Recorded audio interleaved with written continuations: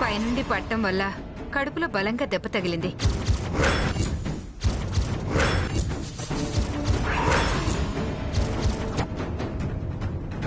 ఇదివరకే తన గర్భసంచి దగ్గరున్న చిన్న ప్రాబ్లం వల్ల అది ఇప్పుడు పూర్తిగా డ్యామేజ్ అయింది.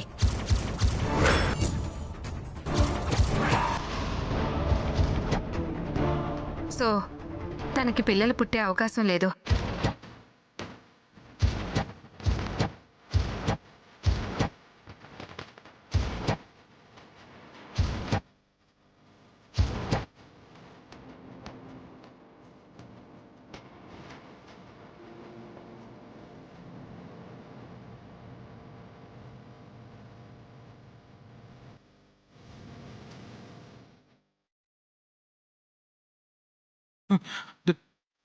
డాక్టర్, ఏంటి మీరు అనేది? రిపోర్ట్స్ అన్నీ కరెక్ట్గా చూసారా? ఇలాంటి విషయాల్లో రిపోర్ట్స్ అన్నీ 1-2 సార్లు చెక్ చేసి చెప్తాము.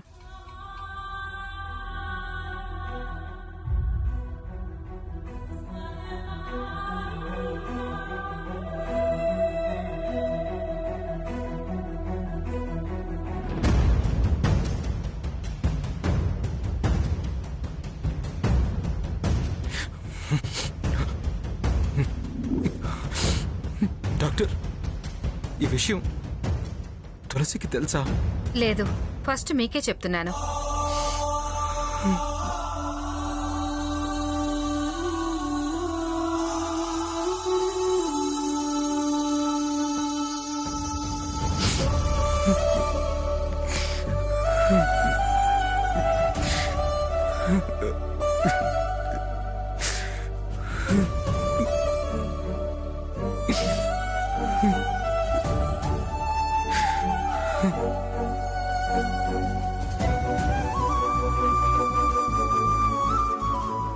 మీ వాళ్ళని డిశ్చార్జ్ చేశారు, మీకోసం వెయిట్ చేస్తున్నారు.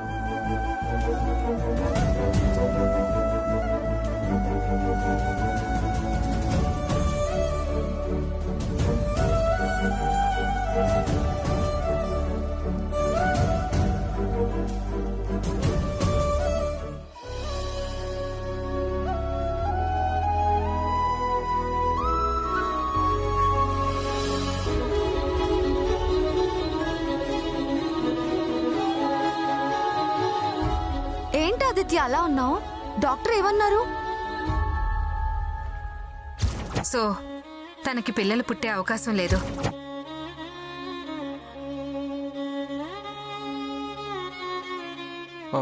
ఏం పర్వాలేదని చెప్పారు. కింద పడ్డం వల్ల కొంచెం నొప్పిగా ఉంటుంది, మెడిసిన్స్ వాడితే తగ్గిపోతుంది అన్నారు. మెడిసిన్స్ రాసిచ్చారు. స్ట్రెయిన్ అవ్వద్దని చెప్పారు. ఫిజికల్గా మెంటల్గా బాగా రెస్ట్ అవసరం అని చెప్పారు. అయితే ఏమాత్రం దానికి నువ్వెందుకు అంత డల్గా ఉన్నావు? అంటే నువ్వు కింద పడిన షాక్లోనే ఉన్నాను. పద పద.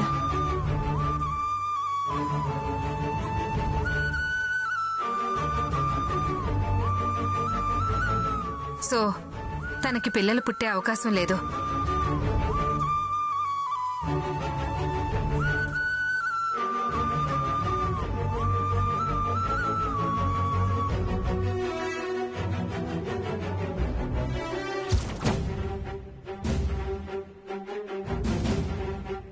అమ్మా తులసి, తులసి, దాహంగా ఉంది, కొన్ని మంచినీళ్ళు తీసుకురా.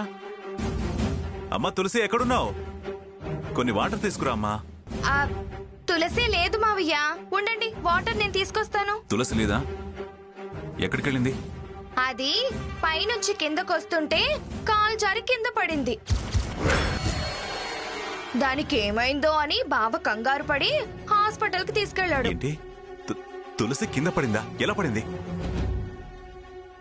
ఎలా పడింది అంటే మేమేం చెప్తాం ప్రసాదు. కిందకి దిగేటప్పుడు చూసి జాగ్రత్తగా దిగాలి. స్టైల్గా ఊపుకుంటూ దిగింది, కాలు జారి పుసుకుని కింద పడింది. అసలు మీకు బుద్ధుందా? ఇంట్లో ఇంత జరుగుతుంటే కనీసం నాకు ఫోన్ చేసి చెప్పాలని జ్ఞానం లేదా? అదేంటి ప్రసాద్ మమ్మల్ని అంటావు? మీరంతా ఒకటే కదా, నీకెలాగో వాళ్ళు ఫోన్ చేసుంటారు అనుకున్నాం.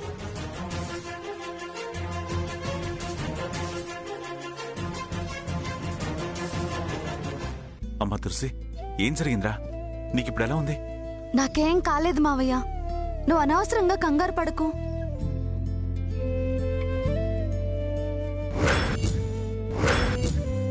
మెట్ల మీద నుంచి కాలు జారి పడ్డాను.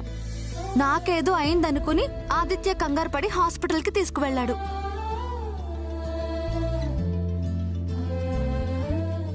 డాక్టర్ నాకేం కాలేదు అని చెప్పి మందులు రాసి పంపించారంతే.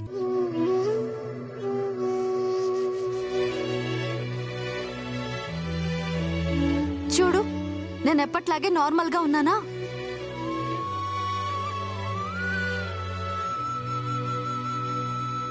ఏరా ఆదిత్య, కనీసం నాకు ఒక ఫోన్ చేసి ఉండొచ్చు కదా, నేను కూడా హాస్పిటల్కి వచ్చి ఉండేవాడిని. సరే సరే, ఇంతకీ డాక్టర్ ఏమన్నారు? నన్ను ఒకసారి డాక్టర్తో మాట్లాడమంటావా? ఏంట్రా, ఏం మాట్లాడకుండా మౌనంగా ఉన్నావు? వాడు తులసి కింద పడింది అనే టెన్షన్లో నుండి ఇంకా బయటికి రాలేదన్నయ్య. హాస్పిటల్ నుండి అలాగే ఏం మాట్లాడకుండా డల్గా ఉన్నాడు. ఇంతకీ డాక్టర్ ఏం చెప్పారు? తులసికేం కాలేదు, మీరు భయపడాల్సిన పని లేదు అని చెప్పారన్నయ్య. రిపోర్ట్స్ అన్నీ చూసి నార్మల్గానే ఉంది, కొంచెం వీక్గా ఉండడం వల్ల కళ్ళు తిరిగి పడిపోయిందని చెప్పి బలానికి మందులు రాసిచ్చారన్నయ్య. తులసికి ఇలా జరిగిందని తెలియగానే కాళ్ళు చేతులు ఆడలేదమ్మా. ప్రాణం పోయినంత పనైంది.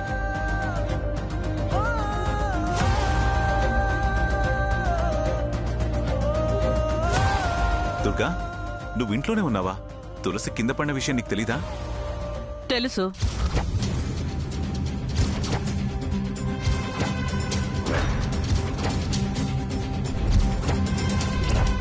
తెలుసా? తెలుసు, నాకెందుకు చెప్పలేదు? పోనీ నువ్వు కూడా హాస్పిటల్కి వెళ్ళుంటే వాళ్ళకు కొంచెం ధైర్యంగా ఉండేది కదా.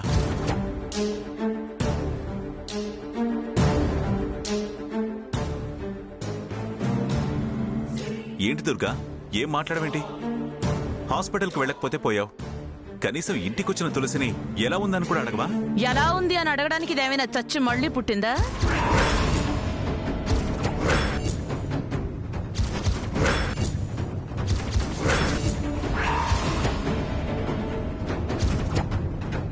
దుర్గా, ఏంటా మాటలు? అసలు నీకు బుద్ధుండే మాట్లాడుతున్నావా? ఎప్పుడే మాట్లాడాలో నీకు తెలీదా? అరే, ఇంటి కోడలికి ఇలా జరిగిందంటే దగ్గరుండి చూసుకోవాల్సింది పోయి హాస్పిటల్ నుంచి వచ్చిన కోడలతో మాట్లాడవలసిన మాటలా ఇవి?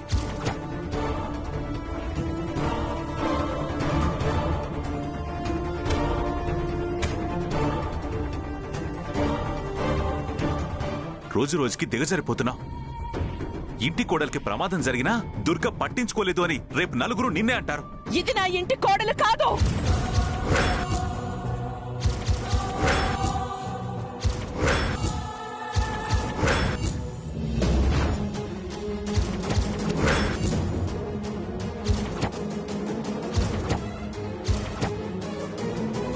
ఇది ఇంటి కోడలని మీరనుకుంటున్నారు, నేను కాదు.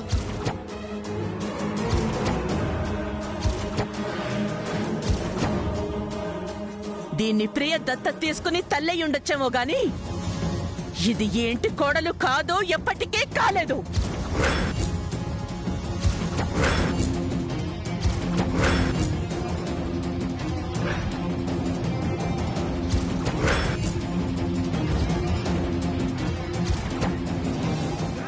అయినా ఇదేదో బిల్డింగ్ మించి పడిపోయినట్టు అందరూ అంత ఓవర్ యాక్టింగ్ చేస్తున్నారు ఎందుకు? పడింది మెట్ల మించే కదా. ఆయింట్మెంట్ రాసి కాసేపు రెస్ట్ తీసుకుంటే పోయేదానికి ఇదిగా వీడే ఓ మోసుకుంటూ మరీ తీసుకుపోయాడు.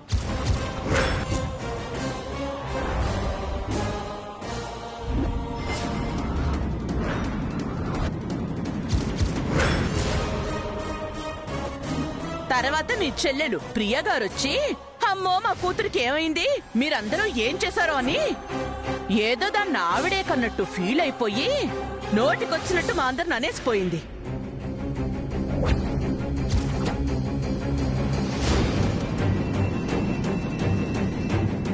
ఇప్పుడు మీరు అది పడిపోవడానికి కారణం మేమే అన్నట్టు, మేమే దాన్నేదో వెనక నుంచి తోసేసాం అన్నట్టు సీన్ క్రియేట్ చేస్తున్నారు. ఎందుకు?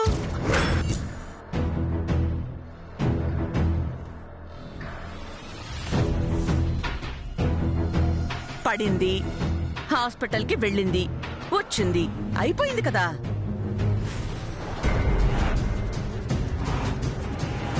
ఇంత చిన్న విషయానికి ఎందుకింత రచ్చా పంచాయతీ? అది కాదు దుర్గా, అసలు మావయ్య, అత్తయ్య సంగతి నీకు తెలిసిందే కదా, వదిలే. ఇప్పుడు నాకేమైందని మీరు అత్తయ్యతో గొడవ పడ్డం వల్ల ఏం ఉపయోగం లేదు.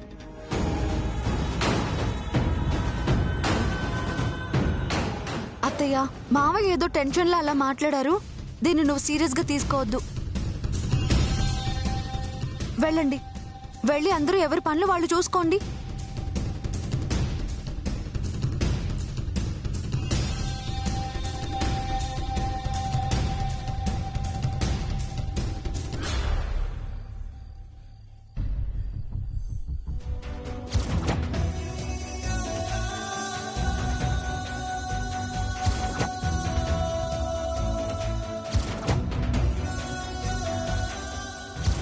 గర్భసంచి దగ్గరున్న చిన్న ప్రాబ్లం వల్ల అది ఇప్పుడు పూర్తిగా డ్యామేజ్ అయింది.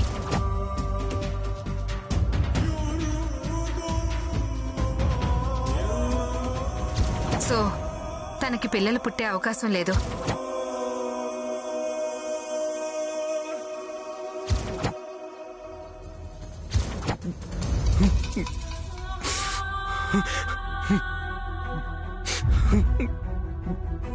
భగవంతుడా, ఎందుకు ఎందుకు మాకింత అన్యాయం చేశావు? మా జననంలో దోషం ఉందా? మా ప్రేమలో లోపం ఉందా? మా బంధంలో తప్పు జరిగిందా? తనకి పిల్లలంటే ఎంతో ఇష్టం. అసలు అలాంటి తులసికి అసలు పిల్లలు పుట్టనని తెలిస్తే అయ్యో.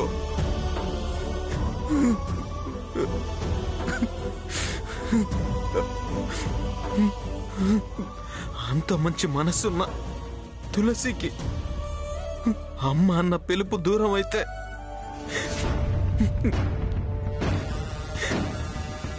తను తట్టుకోగలదా? ఇది చాలా అన్యాయం కదా. దేవుడు పోయుండి ఇలాంటి శిక్ష వేయడం అసలు న్యాయమా? అసలు నువ్వేం దేవుడు అయ్యా? ఇదేం ధర్మం, ఇదేం న్యాయం?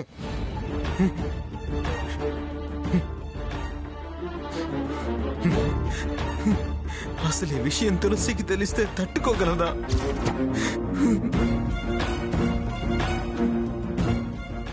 ఈ విషయం తులసికి తెలిస్తే అసలు తట్టుకోలేదు. ఎలాంటి నిర్ణయం తీసుకుంటుందో ఏం అర్థం కావట్లేదు. నేనేం చేయను?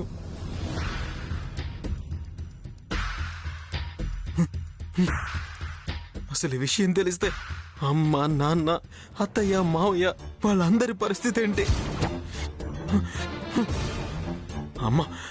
అమ్మకి తెలిస్తే మరీ ప్రమాదం. ఇది నా ఇంటి కోడలు కాదు. తులసి దురదృష్టాన్ని తనకి దక్కిన అదృష్టంగా భావించి తులసిని బయటికి పంపించేస్తుంది. అది నాకు జీవితాంతం శిక్ష అవుతుంది. అసలు ఇలాంటి పరీక్ష పెట్టావేంటయ్యా?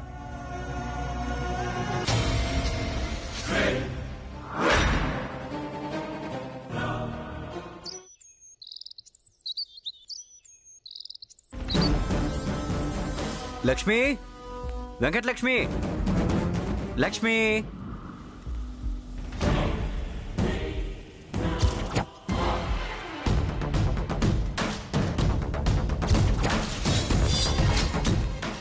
వీడేంటి మళ్ళీ ఇంటికొచ్చాడు? ఎన్నిసార్లు చీయన్నా సిగ్గొదిలేశాడా? దరిద్రం వదిలిపోయింది అనుకున్నా, మళ్ళీ తిరిగొచ్చి తలుపు తట్టాడేంటి? ఏంటి లక్ష్మి అంతలా షాక్ అయి చూస్తున్నావు? వీడేంటి మళ్ళీ వచ్చాడని అనుకుంటున్నావా? చాలా కరెక్ట్ గా చెప్పావు, అదే అనుకున్నా. ఇప్పుడు అడుగుతున్నా, ఎందుకొచ్చావు? అంటే నువ్వు మారలేదన్నమాట, నీలో మార్పే రాలేదన్నమాట. మారావేమో అన్న ఆశతో వచ్చాను, మార్పు వచ్చుంటుందన్న నమ్మకంతో వచ్చాను. కానీ మూర్ఖత్వంతో మార్పు రాలేదన్నది నిజం చేస్తున్నావా లక్ష్మి? ఏయ్, మార్పు రాకపోవడానికి కారణం మూర్ఖత్వం కాదు. నువ్వు నన్ను మోసంతో దోచుకున్న నైజం.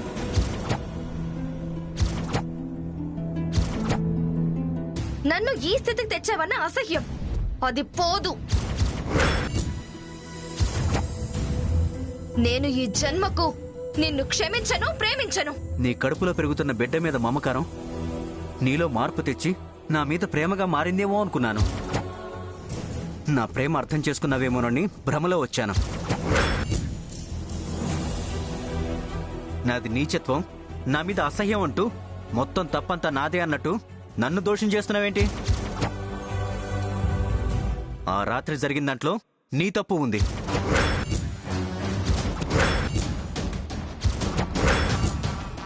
ఇద్దరిది ఒకే స్థితి, నన్నే దోషిగా నిలబెట్టద్దు. చూడు, పవిత్రత ఆడవాళ్లకే కాదు మగవాళ్లకు కూడా ఉంటుంది. ఆ కోణంలో నేను నిన్ను అసహించుకోవచ్చు.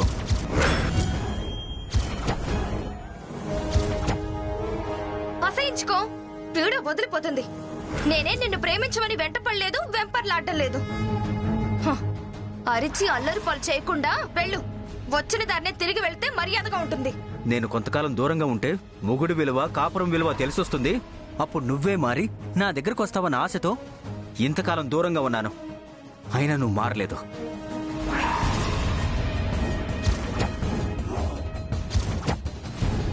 ఏయ్, నేను నీ భార్యని కాదు, నువ్వు నా భర్తవి కాదు. ఈ కడుపులో ఉన్న బిడ్డ నీకు అవసరమేమో, నాకు అనవసరం. ఎప్పుడెప్పుడు ఈ పాపాన్ని కడిగేసుకుందామా అని చూస్తున్నాను.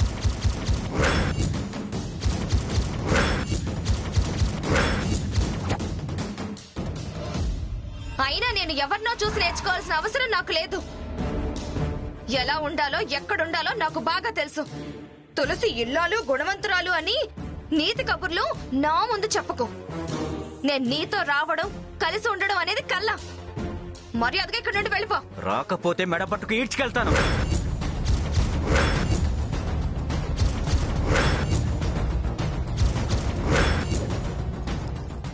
ఇప్పటి వరకు నా ఓపికనే చూసావు, నా కోపాన్ని చూడలేదు.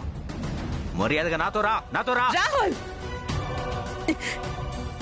తనకిష్టం లేకుండా ఇక్కడి నుంచి తీసుకెళ్లే హక్కు నీకు లేదు.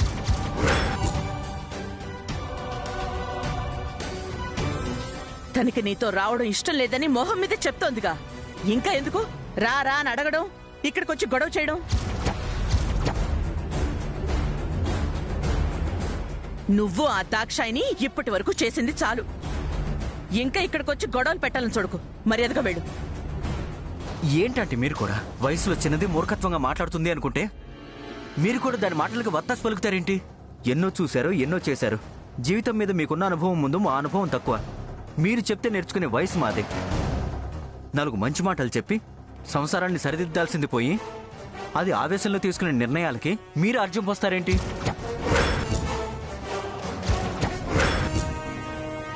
అదే మీ కూతురైతే ఇలాగే చేస్తారా? భర్తకి దూరంగా ఉండని చెప్తారా? చెప్పండి ఆంటీ, చెప్పండి. మా అత్తయ్య నన్ను సొంత కూతురి కంటే ఎక్కువగా చూసుకుంటుంది.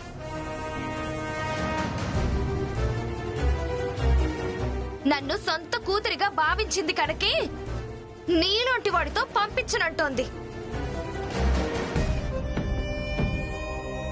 నువ్వు మీ ఆంటీ కలిసి నా జీవితంతో ఇప్పటి వరకు ఆడుకుంది చాలు.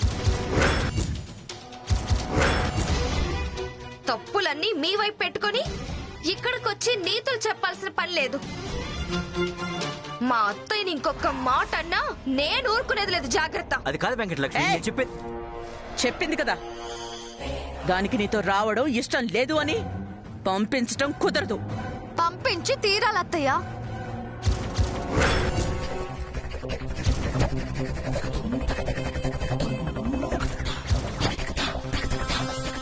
వెంకటలక్ష్మి ఎంత నీ మేనకోడలైతే మాత్రం రాహుల్ కి దూరం చేసి ఇంట్లో పెట్టుకోవడం కరెక్ట్ కాదత్తయ్య.